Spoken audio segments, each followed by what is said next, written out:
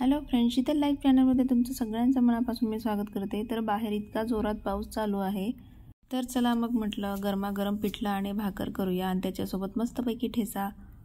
तर इकडे सगळ्यात पहिले मी भाकरी करून घेतलेल्या आहे। तर पिठल्यासोबत कोणाकोणाला भाकरी आवडतात कमेंटमध्ये मला नक्की सांगा। तर आज मी भाकरी थापूनच करणार आहे, नाहीतर आपल्याला या भाकरीची चपाती सुद्धा करता येते। चपातीसारखं म्हणजे याला गरम पाण्यामध्ये पिठाला आपण मळून घेणार आहोत आणि मग तशी चपाती आपल्याला लाटता येते। ज्याला भाकर येत नसेल ते आपण चपातीसारखं लाटू शकतो। अशा मी सगळ्या भाकरी करून घेते आहे। तर ब्लॉग तुम्ही शेवटपर्यंत बघा, याच्यात पिठल्याची पण रेसिपी दाखवलेली आहे आणि रेसिपी जर आवडली तर लाईक शेअर सबस्क्राईब करायला विसरू नका फ्रेंड्स।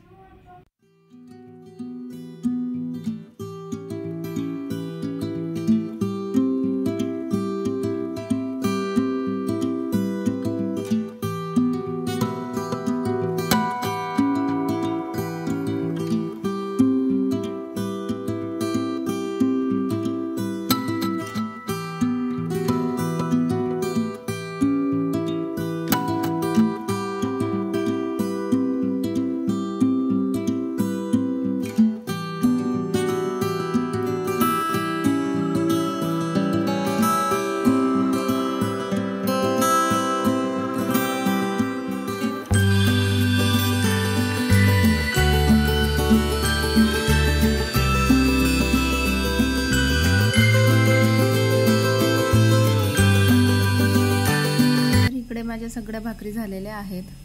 तर आता आपण पिठल्याची रेसिपी बघून घेऊया। तर गॅसवर कढई ठेवायची आहे। कढईमध्ये तेल टाकायचं आहे, थोडंसं जिरं टाकायचं आहे, कांदा टाकायचा आहे आणि आपण इकडे हिरव्या मिरच्या न चिरता आपण ठेचा टाकणार आहोत पिठल्यामध्ये।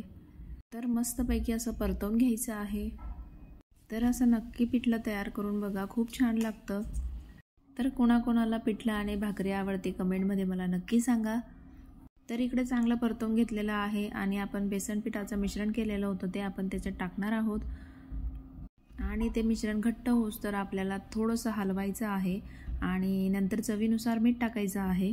वरतून थोडीशी कोथिंबीर टाकायची आहे। तर आपलं पिठलं रेडी आहे। तर चला फ्रेंड्स, आम्ही गरमागरम पिठलं खातो। या ब्लॉगमध्ये इतकंच, भेटू पुढच्या ब्लॉगला, बाय।